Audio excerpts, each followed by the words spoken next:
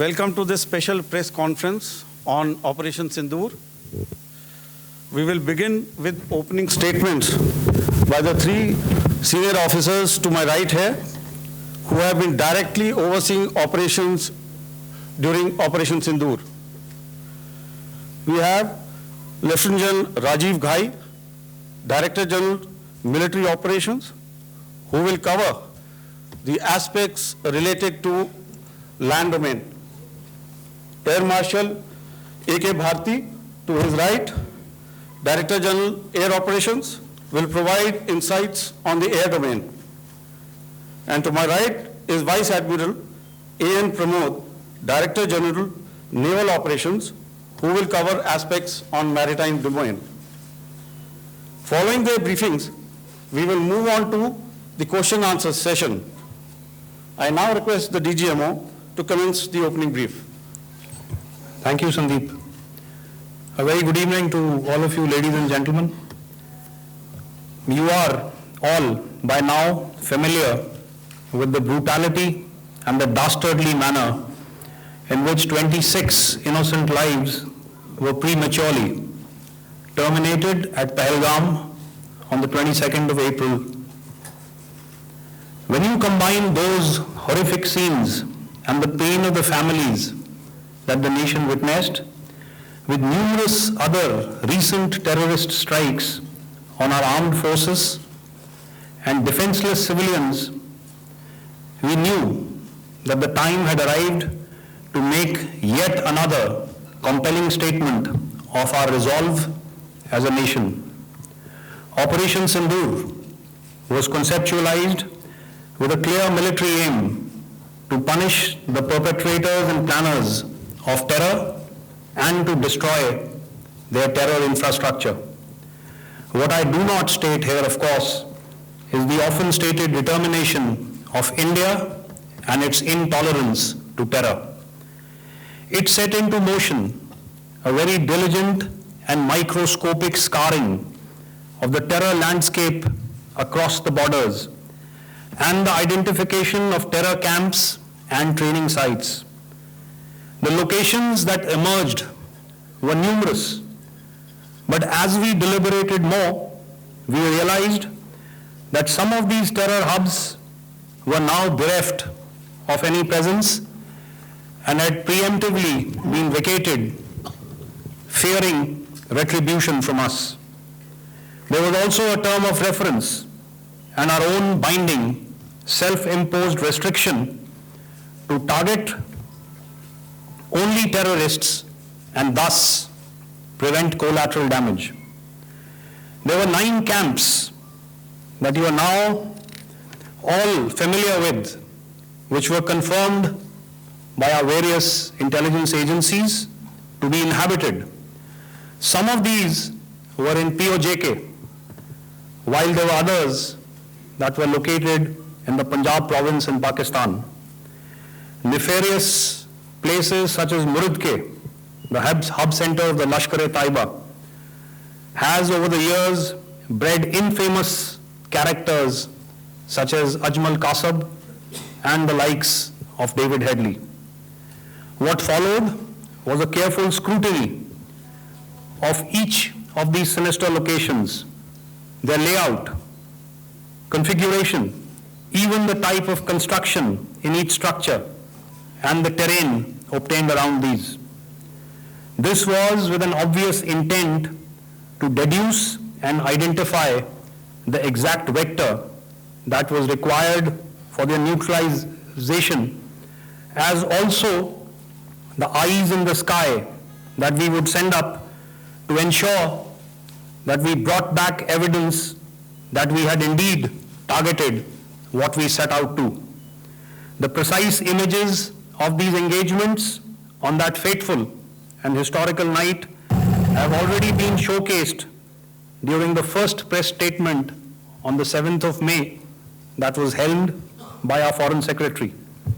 I have no doubt in my mind that we achieved total surprise, and those strikes across those 9 terror hubs left more than 100 terrorists killed, including high-value targets such as Yusuf Azhar, Abdul Malik Rauf, and Mudassir Ahmed, that were involved in the hijack of IC-814 and the Pulwama blast. The line of control was also violated soon after by Pakistan, and the erratic and rattled response of our enemy was apparent from the number of civilians, inhabited villages, and religious sites such as Gurudwaras that were unfortunately hit by them, leading to a sad loss of lives. The Indian Air Force played a major part in these strikes by engaging some of these camps, and the Indian Navy provided wherewithal in terms of precision munitions. The Indian Air Force obviously had their assets up in the sky, and I will here request Air Marshal Bharti, the Director General of Air Operations, to detail for you the methodology that the men in blue adopted to successfully manifest this mission. Thank you, Rajiv. A very good evening, ladies and gentlemen. It indeed is a difficult time that we have to come here like this and brief you. We could have done without this, but we had no choice. As the DGMO has detailed, the event was precipitated by the dastardly act at Pahalgaon. The sequence of events have already been detailed. We carefully selected the targets, and out of the 9 selected targets, the target systems that were given to the Indian Air Force were the notorious training camps at Bhavalpur and Muridke, these being further from the international boundary. Through critical target system analysis, we analyzed what was to be done to annihilate these targets and plan to engage these targets with precision air-to-surface guided munitions so as to avoid collateral damage. The modalities of planning process I will not go through at this instant. However, what I would like to show you is the results that we achieved through our targeted air strikes.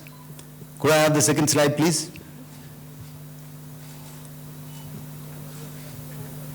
Yeah, change, please.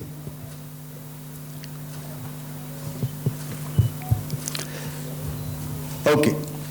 This is what the terror infra at Muridke looks like. If you see, north is as indicated, and to the right is east, where the international boundary lies. Could we have the next slide, please?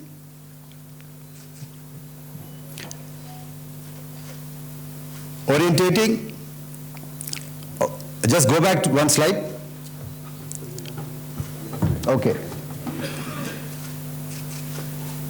Please have a look at this red building, the series of buildings out here, and this empty ground. Next. If you relate, the empty ground is here, and you see this is the first weapon that is impacting. This is the impact point number 1 on Muridke training camp with our precision guided weapons on early morning 7th. Next, please. Keep your eyes glued for the second weapon coming in and the second impact on the selected target point. Next slide, please.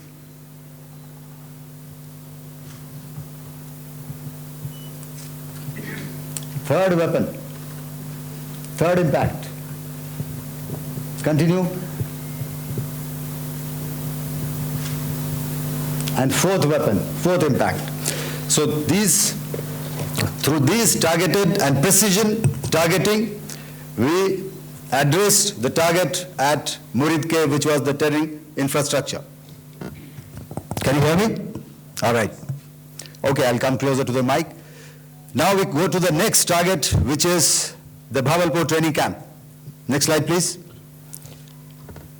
Okay, just wait. So the effect, if you see, the impact point, if I can point out, this is the impact point. The ammunition has gone through the roof and it has created a blast inside, the photographs of which you would have, all of you would have seen. And the red building, after that, there was this double-story building. It has been completely decimated by precision targeting. Next, please. The target system, which was in the north, a series of buildings. I'll show you how it looked. Next. Completely destroyed by our precision targeting. Next. Now coming to Bhavalpur, this is the target complex that we are dealing with, a fairly large target complex. So we had to carefully choose the points that we needed to address, which were high value and which would meet our stated objectives of eliminating the terrorists. I would like to draw your attention to this red canopy, and in relation to that, I would cover the targets. One target system is a series of buildings here, other one here, and other one out here. Next slide, please. This is how it looked before, and this is how the building looked after the impact of the weapon. And orientation in relation to this red canopy, you can see here. Next, please. Before, next, and after. The roofs have completely collapsed. Next. This is the target system. Next. Precision targeting, and we have achieved our objectives here. Next. All right, so that was what we did on the 7th. Our objective was to address these two terrorist camps, and that we did with precision. And thereafter, we maintained a robust air defense posture, because remember, our objective was to target the terrorists and terrorist infrastructure, not any other infrastructure, not the Pakistani military, not the Pakistani any other infrastructure. So that is what we have maintained on the 7th of May. However, what we saw in the evening of 7th of May, we were saturated with a raid of Pakistani unmanned aerial vehicles and small drones. And these came in waves in our civilian areas, over our military installations, and all of them were successfully intercepted. Few of them did manage to land. However, there was not much damage that they did. And we have our robust counter-US hard kill and soft kill systems which did the job. However, the difference here was that we had targeted the terrorists. The adversary now has targeted our civilians and the military infrastructure. So it had to be responded to. So in a quick and calibrated response, that very night, we struck their radar installations at Lahore and close to Gujranwala, the LYT installation, to indicate to him that we are ready, yet we do not want to escalate. Our fight was with the terrorists and not with the Pakistani military establishment. Thank you. Thank you, Air Marshal Bharti. So, ladies and gentlemen, he's outlined operations not only on the night of 6th and 7th of May, when Operation Sindoor commenced, but also on the subsequent night.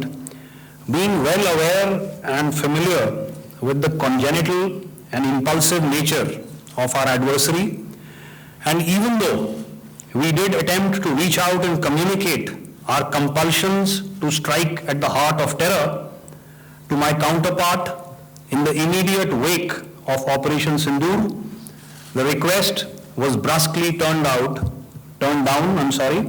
with an intimation that a severe response was inevitable and in the offing. We were of course prepared. Operations on the 7th and the 8th, Air Marshal Bharti spoken about. On the night of 8th and 9th of May, they flew drones and aircrafts into our airspace all across the borders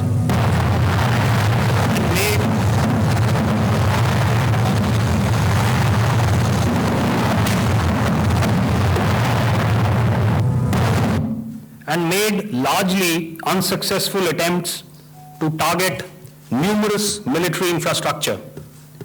Violations on the line of control by Pakistan also commenced yet again and precipitated into fierce RT engagements. The air operations on the night of 8th and 9th of May, I'll yet again request the DG Air Operations to cover.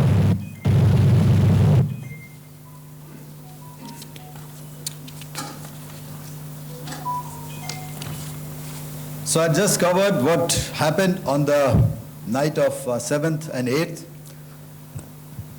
What we found that on the night of 8th and 9th, starting as early as 22:30 hours, our cities had a mass raid of drones, unmanned aerial vehicles, UCAVs, starting right from Srinagar, going down right up to Nalia.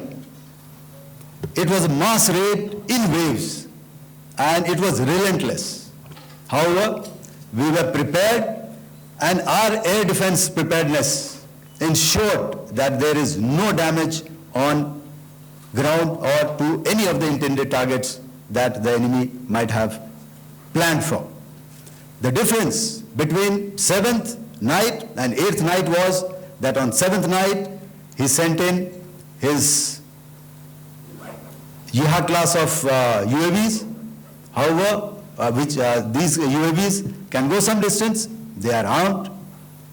However, on the 8th, less numbers of armed UCAVs were there or UAVs were there, and more numbers of quadcopters, maybe for surveillance or just for harassment of civilians.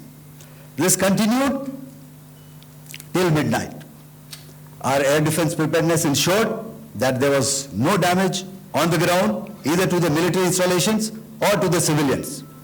However, the enemy had yet again shown that he wanted to up the ante and he wanted a fight, and we were up to the task. In a measured and calibrated response, we once again targeted his military installations, which included his SAM sites at Malirkant. This also included his surveillance radar sites at Lahore and close to Gujranwala.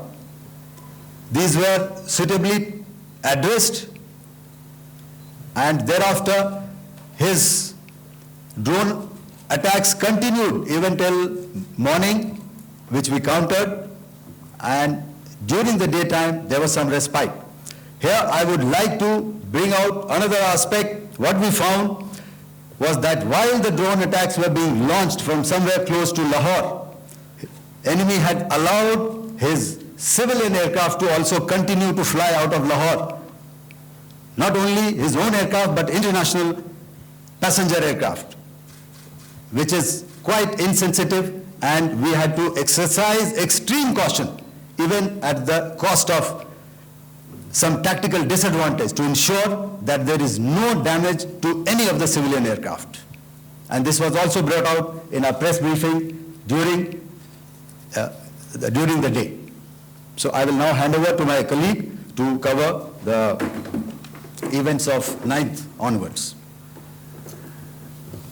On land, we also undertook certain measures such as deployment of air defense and electronic warfare assets to establish an integrated grid with the Indian Air Force, and I have seen and heard some of you wax eloquent about the benefits of such an architecture when it comes to negating and combating air intrusions.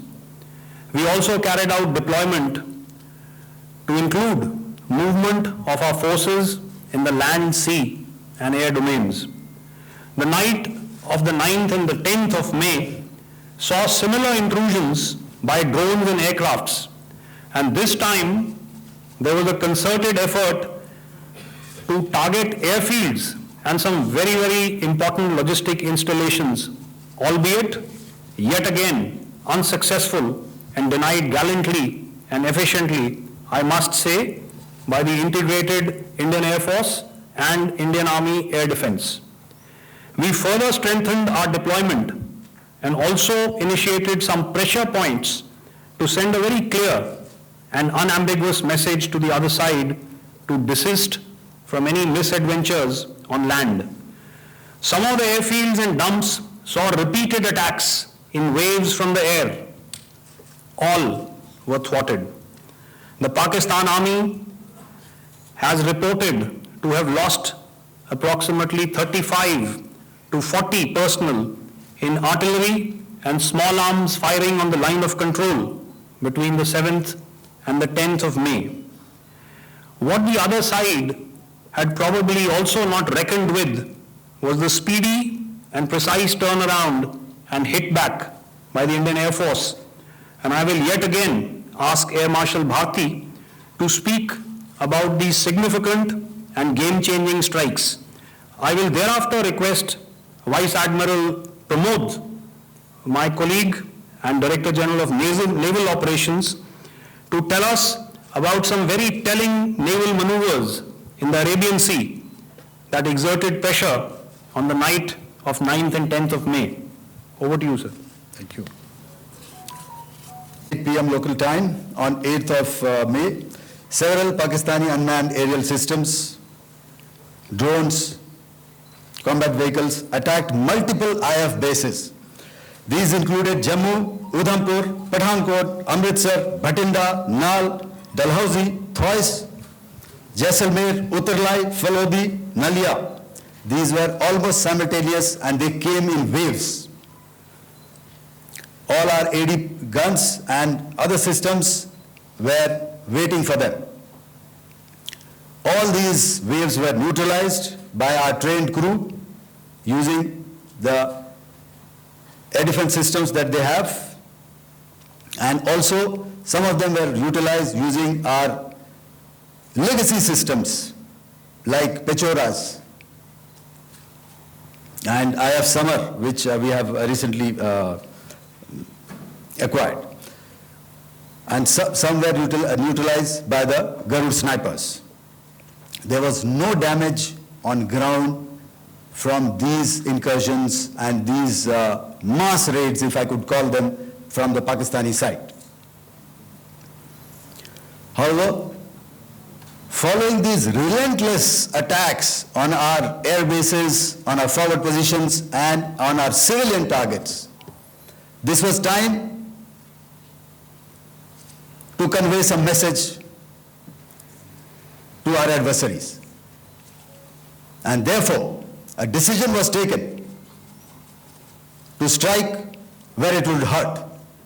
And towards that, in a swift, coordinated, calibrated attack,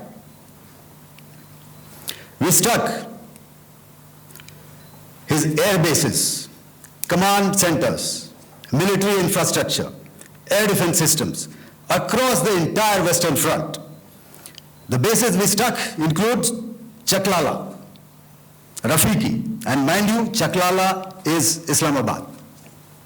Rahim Yar Khan, Sakar, sending a clear message that aggression will not be tolerated.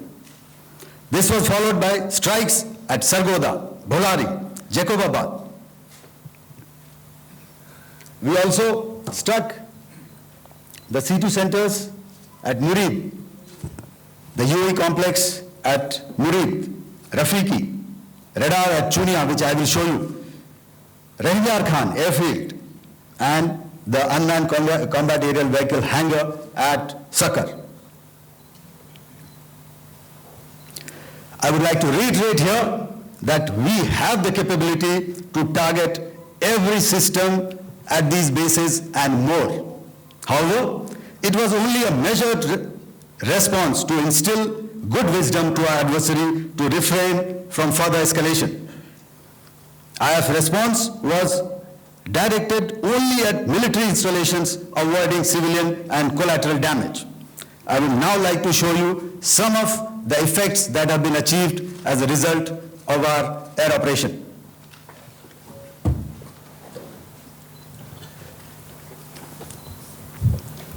Here is the Pasroor air defense system, if you could see. Zoomed up view, this is the radar mounted on a high tower. And after the strike,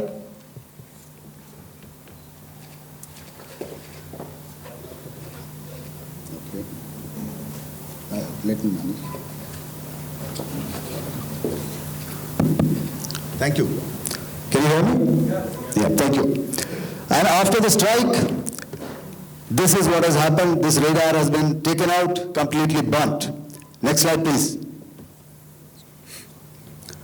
The Chunia air defense radar, which was taken out on 7th and 8th. This is the radar site. A blown up photograph, once again, on a tower. Not very clear, but what you see very clearly is the after effect after we have struck. The radar head has been completely decapitated. Next slide, please. Arifwala air defense radar. In this complex, you see how it looked before, blown up image, and after really blown up. Next. Now coming to Sargodha airfield. Remember, this is one of their important airfields wherein they have a lot of assets, F-16s, other assets which they keep getting, training institutes. And we have stuck this airfield. It is not, if you zoom in here, then one impact point here on the runway and second impact point of our weapon, precision weapon on the runway. And if you see, this blown up repairing going on. Same here. Next. Rahinyar Khan. This is the area we have struck. A deep strike out here and one complex here. So this is how it looked before, and the same. You see a big crater, another crater here, and this complex after strike neutralized. Next. Chaklala airfield, Noor Khan, once again a major air base, a lot of their logistic assets out here. This was the chosen complex that we intended to strike and convey a message. Next slide, please. This is how it looked before, and this is how it looked after our strike. Next. Sakar. We chose the radar site at Sakar. This is the radar site, and after it was struck, this is the aftermath, completely burnt out. Next, please. Aircraft shelter.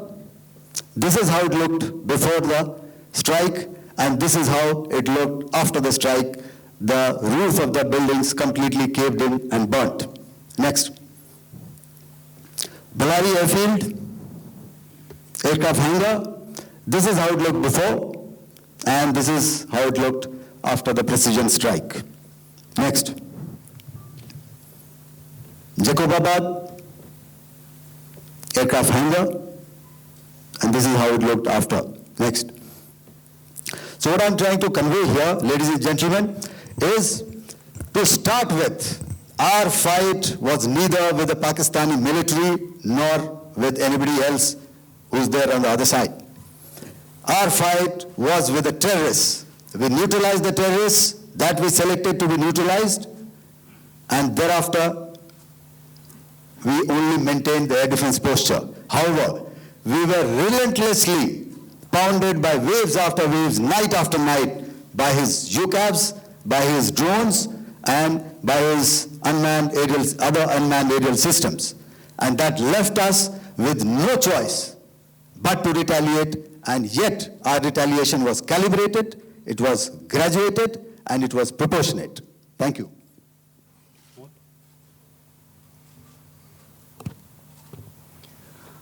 Good evening, ladies and gentlemen.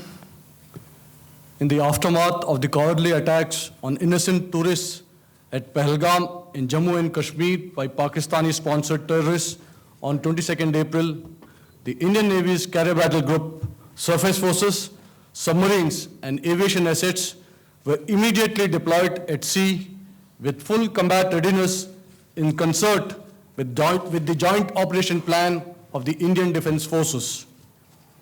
You may be aware that we tested and refined tactics and procedures at sea during multiple weapon firings in the Arabian Sea within 96 hours of the terrorist attack.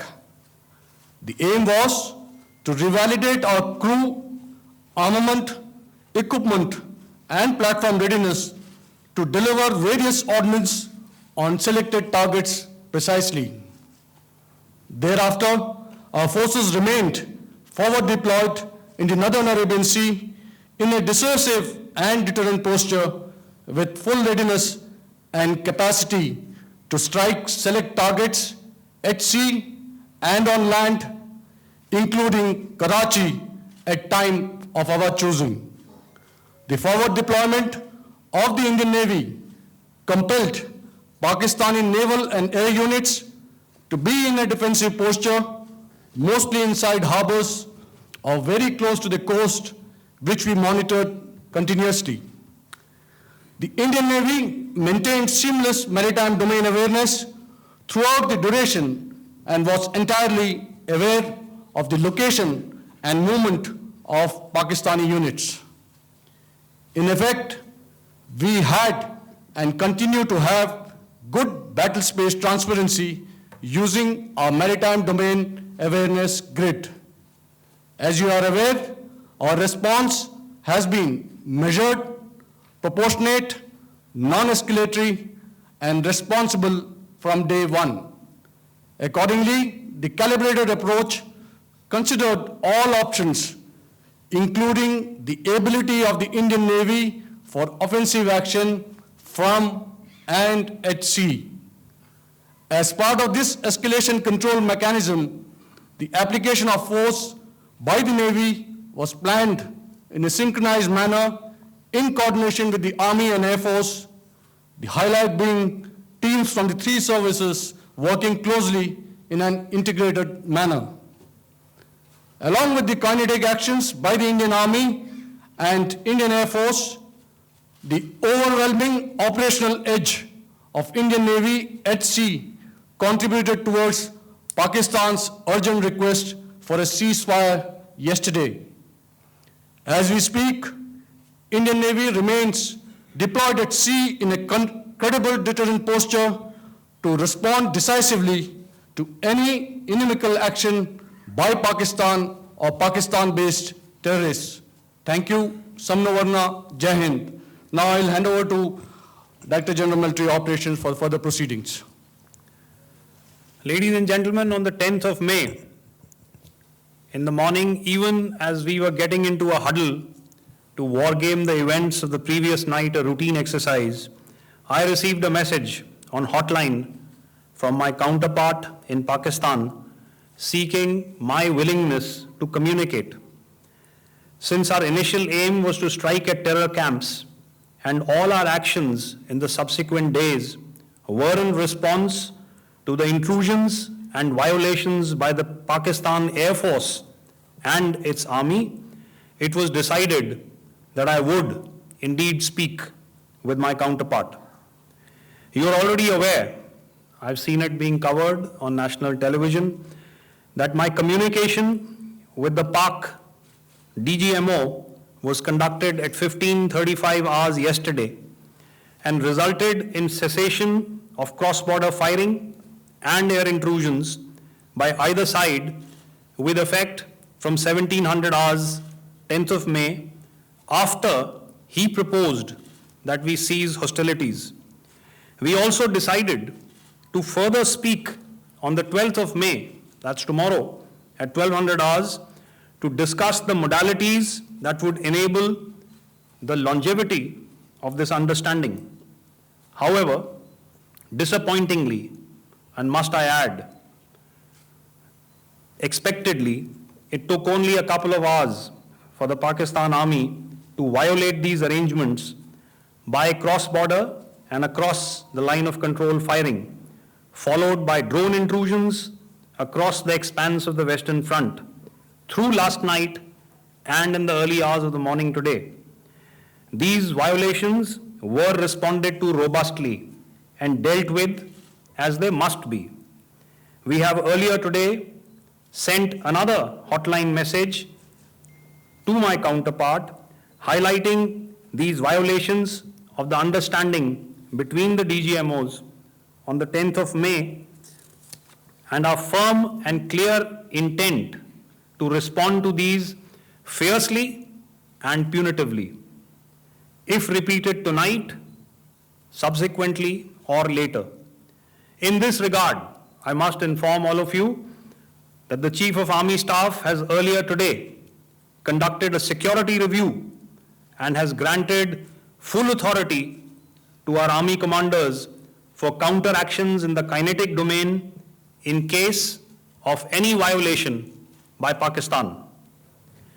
In the end, I pay my solemn homage to my 5 fallen colleagues and brothers from the armed forces and civilians who have tragically lost their lives in Operation Sindoor. Our hearts go out to the bereaved families, and we express our solidarity to them in this lifetime and beyond, at this grave juncture in their lives. Their sacrifices shall always be remembered and spoken of in glowing terms by a grateful nation. We have thus far, ladies and gentlemen, exercised, and my colleague Pramod highlighted this, immense restraint, and our actions have been focused, measured, and non-escalatory. However, any threat to the sovereignty, territorial integrity, and safety of our citizens will be met with decisive force. Jai Hind. Okay, ladies and gentlemen, we are now open for questions. All right, now, since I would not know all of you, I would expect you to please raise the placard or your hand, and once I indicate, I expect you to please give out your name and the media group that you belong to. Keep your questions short so that we can take as many questions as possible. Also, ladies and gentlemen, kindly bear in mind that confidential aspects may not be answered by the 3 DGMOs. Right. I've got a lot of hands there. Let me start from the left. Left foot always in front when we start marching. So here we have to the left, okay. Yeah, 238. Hello. So this is Manas Pratimhuyan from PTI, Press Trust of India. So the understanding that was reached yesterday on stopping demilitary operations and actions, was it for just 3 days? And what would be the cost escalation if there is violation of this understanding by the Pakistani side? And my subsequent question would be that we have a kind of ceasefire agreement with Pakistan that was finalized in 2003. So will there be some kind of similarities in frameworks between the two kind of understandings, 2003 ceasefire agreement and the current understanding on stopping military operations. And again, what would the cost that will be incurring on Pakistan if Pakistan again resorts to these kind of terrorist activities, because we have made it very clear that the cost will be very high. So I would like to have your thoughts on it. Okay, so I'll answer the latter part of the question first. I also want to add that while the initial ceasefire agreement, as you correctly pointed out, is of the 2003 vintage, but I must remind you that in 2021, in the month of February, and this was then when the crisis in eastern Ladakh was also on, the two DGMOs had spoken and arrived at a ceasefire understanding that lasted right up until this unfortunate attack at Pahalgam. Once our Foreign Secretary had announced the decisions of the CCS in the immediate wake of that attack, he had announced certain measures, and then of course Pakistan had in turn made its own announcements. Since then, there have been certain violations of this ceasefire understanding, and of course after the 7th of May, like I pointed out during my statement, that there have been numerous violations on the line of control especially, and of course along the international boundary by the Pakistan Army and the Pakistan Air Force. This understanding that we spoke about yesterday, no, it was not for 3 days. It was first to stop aggressive and hostile activities immediately, let that order and direction settle down for about 36 hours, and thereafter discuss modalities, like I said, to ensure its longevity. That is tomorrow on the 12th of May. But unfortunately, we had a violation starting at approximately 1900 hours last night.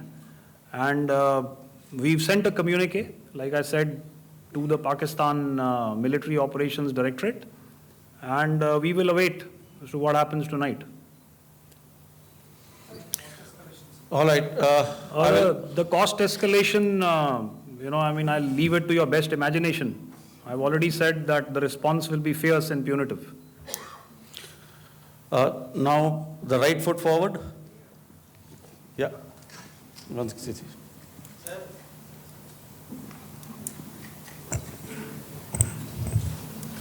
Sir, I am Ajit Dubey from ANI, sir. Sir, my question is that you talked about the loss of lives to the Pakistan Army, that was around 35 to 40 kills secured by the Indian Army. Sir, can you tell us what would be the total loss of life to the Pakistan Army in both Army and Air Force attacks, sir?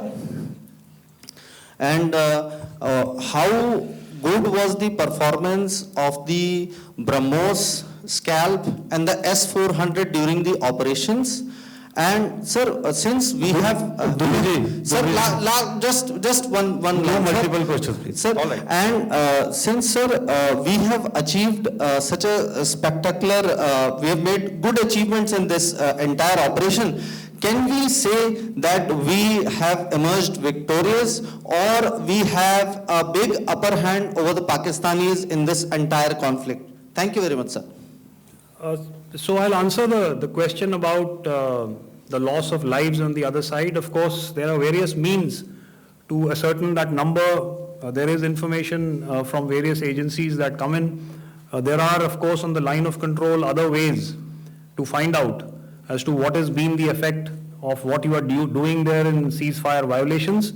So therefore, I mentioned 35 to 40 on the line of control, and please remember that once Operation Sindoor was launched, the responses of the Pakistan Army were also on Indian Army or the Indian Armed Forces infrastructure. Let me put it that way. So that's why I did not cover casualties of the Pakistan army, at least in the initial phases of battle, because those were not our targets. Our targets were terror-oriented. And of course, later, once they launched air intrusions and air operations on our infrastructure, we've used heavier weapons, and of course, there would have been casualties, but those are still being assessed. The effects of the weapons that you mentioned, I will request Air Marshal Bharti to, apprise all of you about those. Good evening, Mr. Sujit. How are you? Ajit. Okay, we're meeting after some time. I never mentioned about any of the weapons that we used. Check. Okay. What I was saying, that I never mentioned of any of the weapons, the caliber that we used. All right, so we'll leave it at that. Those are matters of operational details which I would not like to go into. But suffice to say that whatever methods and whatever means we have chosen, it had the desired effects on the enemy targets. How many casualties? How many injuries? Well, to start with, our aim was not to inflict casualties, but in case there have been, it is for them to count. Our job is to hit the target, not to count the body bags. And the last part of your question, I wonder if you read out the tweet on ADG-PI at midnight once we'd done what we had to in Operation Sindoor. And that's credit to my friend here on the left. Justice has been served, Ajit. That is all that I will say. Ajit, no, I'll request you to, refrain putting words into his mouth. All right. I'll come back to the left. 147. Sorry, 47. No, 47. Did I see it here or? Yeah.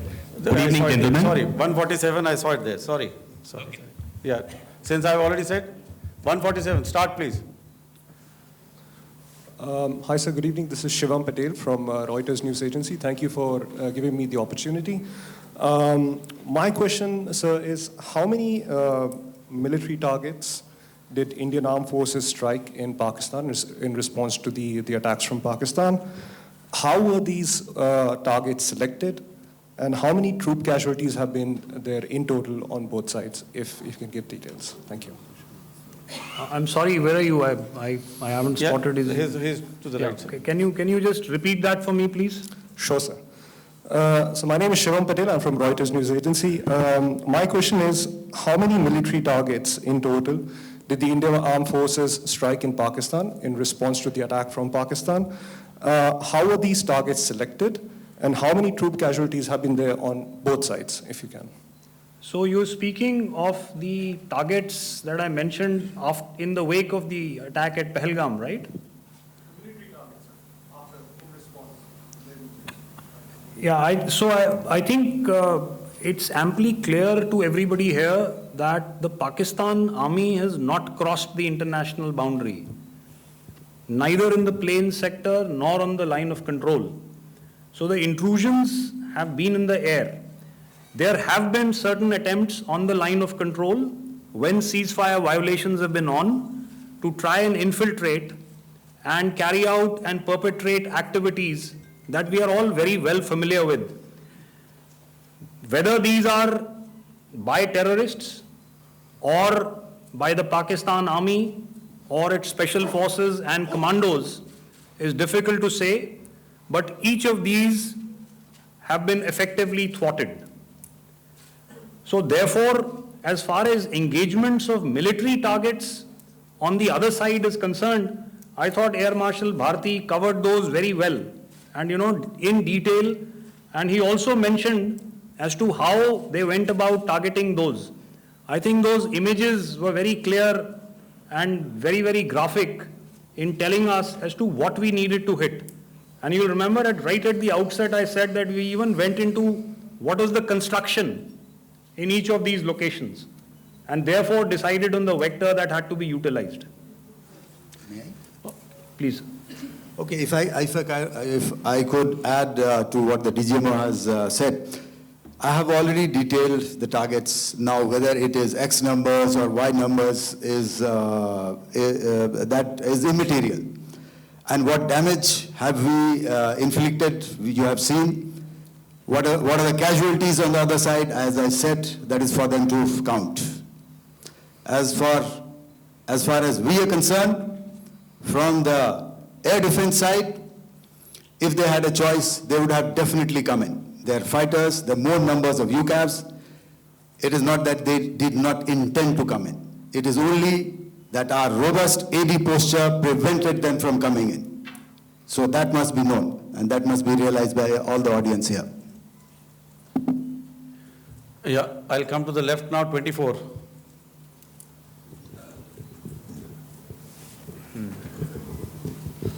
Good evening, sir. This is Anuvesh Rath from Z.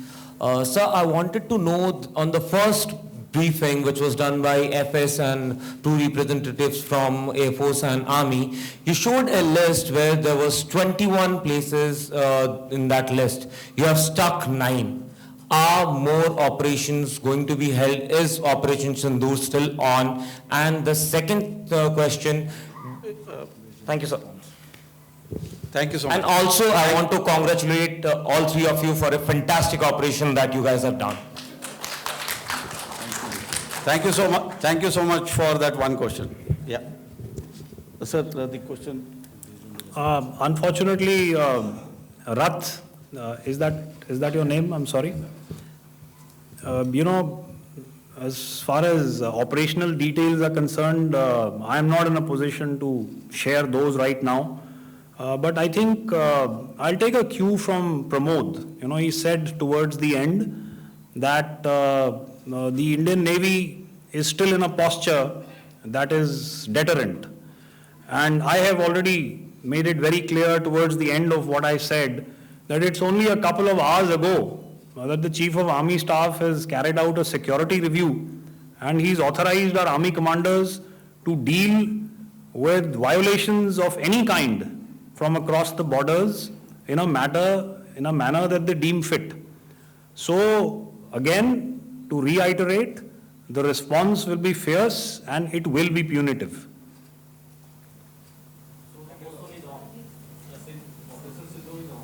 Yes. 163. I'll go back this side now. Yeah, 255. She said middle wale kya karenge, so 255. Oh, sorry. Good evening, sir. I'm Shailesh from National Defense. Please allow me, first of all, to pay my gratitude for protecting us Indians. Thank you very much. Sir, since the enemy has been talking about taking down our aerial platforms, it would be deemed fit in case we can reveal that we have taken down their fighter jets. What could be the number? Though you said that they may be not good to reveal the platforms, but since this has come from various quarters in Pakistan, so I believe that we need to answer, in case if you can, sir, if you may allow. The question is for me? Yes, sir. Okay, and if I get it right, you want to know how many of their planes we have downed? Yes, sir. Yes, sir. All right. See, as I said, their planes were prevented from coming inside our border. All right.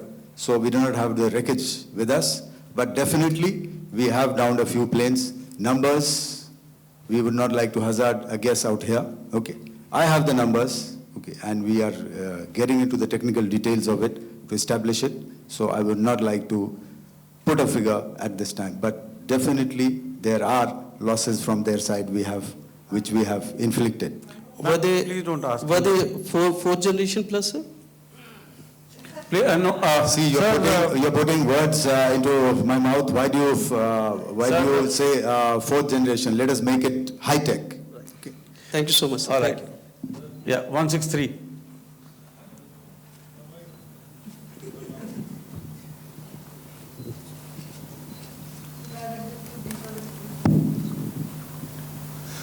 Sir मैं मंजीत नेगी हूँ आज तक से। मेरा सवाल ये है कि इस पूरे ऑपरेशन में जो आतंकी ठिकानों को निशाना बनाया गया, क्या नंबर्स कुछ बता सकते हैं कितने आतंकी मारे गए? कुछ नाम सरकार मतलब कुछ नाम मीडिया में आए भी हैं जो बड़े उसके मास्टरमाइंड थे।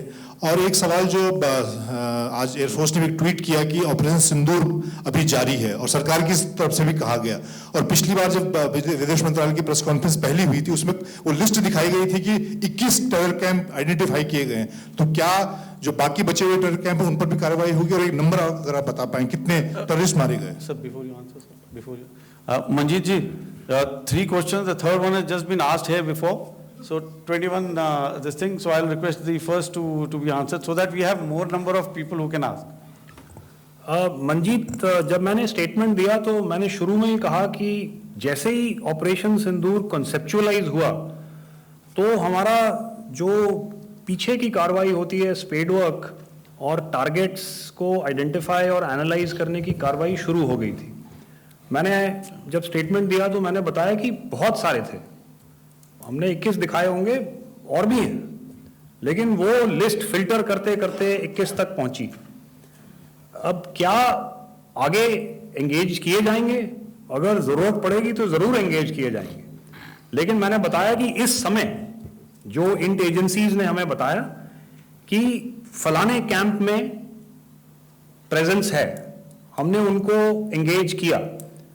कुछ नाम मैंने लिए, कुछ नाम अभी पुख्ता किए जा रहे हैं। मैंने आपको बताया कि जो इंट एजेंसीज ने अभी तक असेसमेंट किया है उसमें उन्होंने कहा है कि तकरीबन 100 से ज़्यादा मारे गए हैं। और एक आज आपने तस्वीर भी देखी कि काफ़ी प्रोमिनेंट जो फ्यूनरल था, काफ़ी प्रोमिनेंट एक जो हस्ती हैं वो ऑर्गेनाइज कर रहे थे, और उस फ्यूनरल में और कौन कौन लोग अटेंड कर रहे थे वो तो आपने देखा ही। तो आप लोग सब समझदार हैं और मुझे ये कहने की ज़रूरत नहीं है कि इन लोगों को कहाँ से सपोर्ट मिल रहा है। अगर नहीं मिल रहा होता तो ऑपरेशन सिंदूर नहीं होता, तो उसी की वजह से है ये ऑपरेशन। तो मेरे ख्याल से मैंने आपके सारे सवालों का जवाब दे दिया। Ma'am, sir, next is from 17. Sir, मेरा नाम अंजू निर्वाण है, TV9 भारतवर्ष से। सर, मेरा सवाल ये है कि ऑपरेशन सिंदूर में हमारी जो इंडियन नेवी है उसके बारे में सर थोड़ा सा बताएं कि किस तरह की उसकी भूमिका रही, क्योंकि हमने इस दौरान सर देखा कि बहुत सारी स्पेकुलेशन भी रही और ये बोला गया कि कराची तक हमारी नेवी ने ऑपरेशन किया है। तो सर इस पे थोड़ी सी क्लैरिटी चाहिए। और सर हमने कौन कौन से फाइटर एयरक्राफ्ट डाउन किए हैं, अगर उसका भी थोड़ा सा क्लैरिटी मिल जाए तो अच्छा रहेगा। तो मैं आपका पहले सवाल का जवाब दूंगा। I will make few sentences and leave it for your imagination. First of all, as I mentioned, we have quantitative and qualitative edge to deliver a massive blow to our adversary, and we completely dominate in the maritime front. Indian Navy's action is part of the escalation ladder mechanism which we have worked out amongst 3 services. This time, if Pakistan dare take any action, and Pakistan knows it, what we are going to do. That's all. Okay, आपके सवाल का जवाब मैं पहले दे चुका हूँ। आपके सवाल का जवाब मैं पहले दे चुका हूँ, इसलिए मैं बस उस तक ही सीमित रखूँगा और इतना कहना चाहूँगा कि आने वाले दिनों में आपको खुद ही पता चल जाएगा और ऐसी बातें छुपी नहीं रहती हैं, तो पता चल जाएगा। So at this time we'll just let it be. Okay, ladies and gentlemen, we have 1 or 2 more questions, sir. So please, they are going to be outside. You can speak to them there also. 104.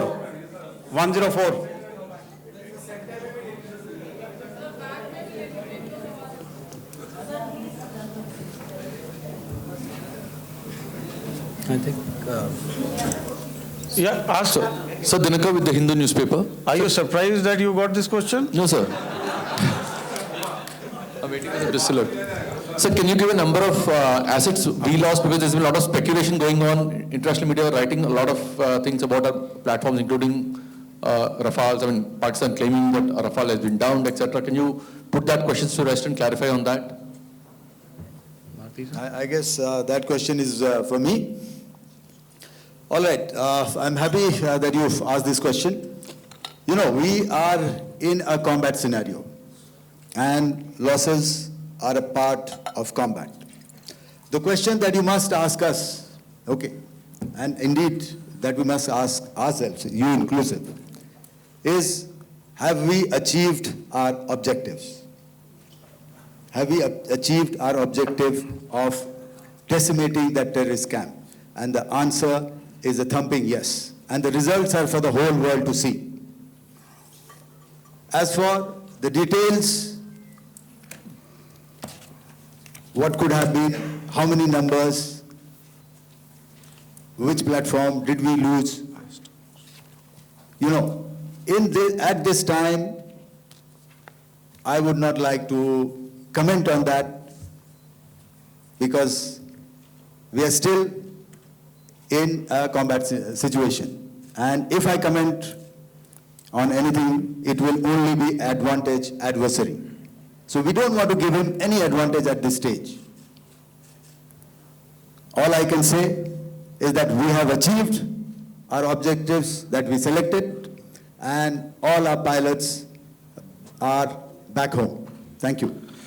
Okay, hold, please be civil here. So we'll have 220 now. Sir, hello sir, this is Anita Chaudhary sir from Swadesh newspaper. मेरा सवाल है, क्योंकि ये हमारे जो पहले जो action रहा वो आतंकवाद के खिलाफ रहा, तो आतंकवाद में अजहर मसूद की तरफ से एक बयान जारी किया गया था जिसमें उन्होंने कहा कि हम इसका बदला लेंगे और जाल जाल रुलाएंगे। तो क्या अगला, अगर खुदा न खास्ता अगला टेरर अटैक किसी भी तरह का होता है, तो क्या उसे एक्ट ऑफ वॉर में हमारी तरफ से लिया जाएगा और उसका क्या माकूल जवाब दिया जा सकता है?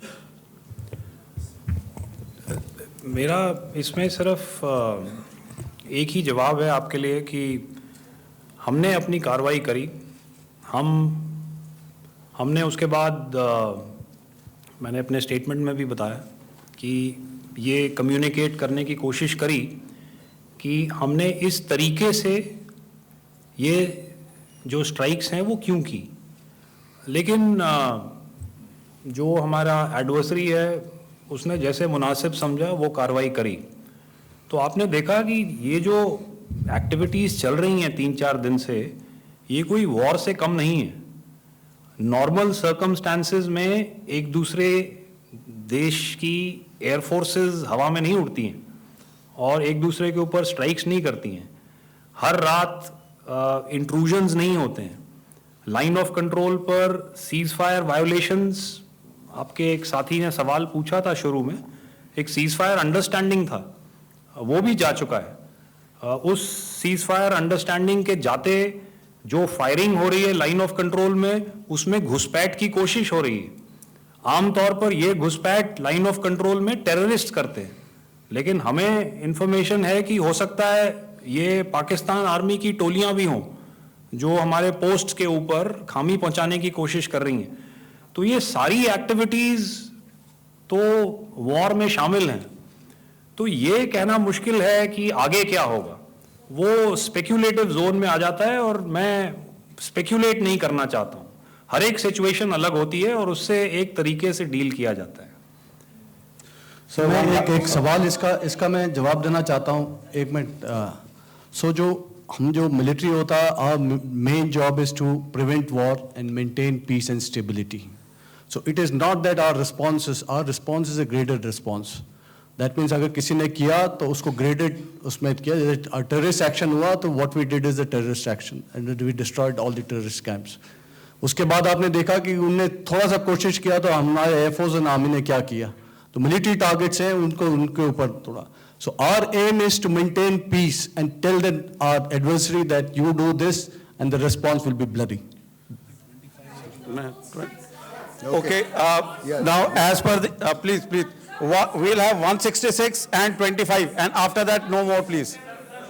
Sir, Sir, this side. Ladies and gentlemen, please maintain. Sir, I this request side, you to sir. please be quiet. General Ghai? No. This side, sir. We have only two Sir, questions left. 166. Yeah, please ask. So I'm Rahul Singh from Hindustan Times, sir. So you were totally on top of the game in the kind of losses you've inflicted on the enemy. I mean, we saw those slides and everything. So it kind of comes across that you were batting it 99 and you decided to declare your innings.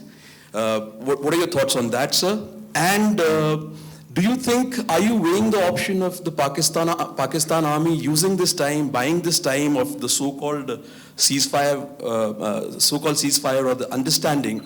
And you talked about how they could not be trusted. So buying time to kind of build up their war reserves, getting stuff from their friends like Turkey or China, are we considering that possibility, sir? Look, see, the call came from the Pakistani side to speak about cessation of hostilities. What pauses mean during such conflicts is known to everybody. You know, I don't want to go into the pros and cons of how preparation for war is made. You know, that is a process in itself. But I think my senior colleague here, the DG Air Operations, spoke, or he alluded at least, you know, to what this operation was precisely and specifically meant for. And I think that's something that we achieved, you know, right at the outset.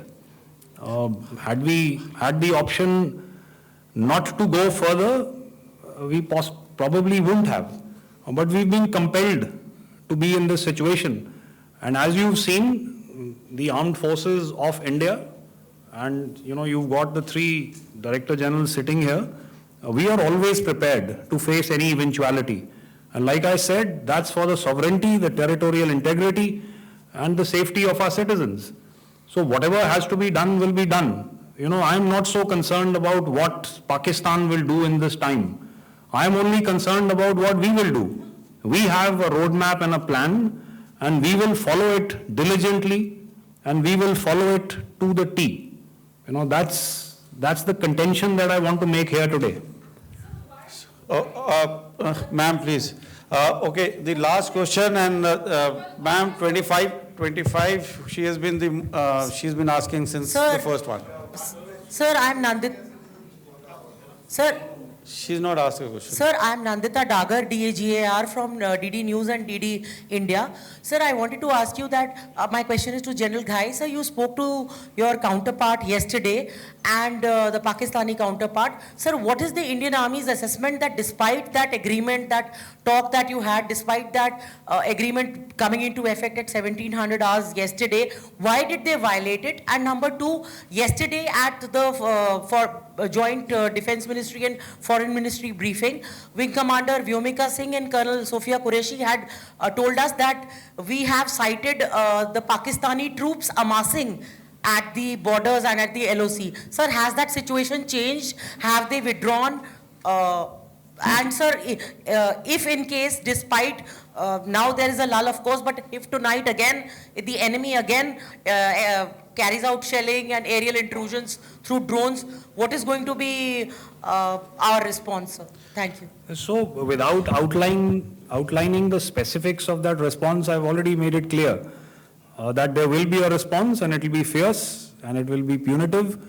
Why the Pakistan Army chose the option of violating the understanding that was arrived at earlier yesterday, I think that's a question that we best answered by the Pakistan DGMO.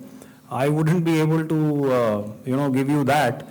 But, in situations such as these, and if you go back into any conflict, sometimes these understandings take time, to fructify and manifest on ground. But without, getting into the reasons, it is our mandate to be prepared at all times, and that we were. It's not as if because there was an understanding we weren't prepared. I must tell you that the armed forces were on a very, very high alert, and they continue to be in that state even as we speak. All right. Ladies and gentlemen, please, ma'am, please, Okay, thank you so much for coming today.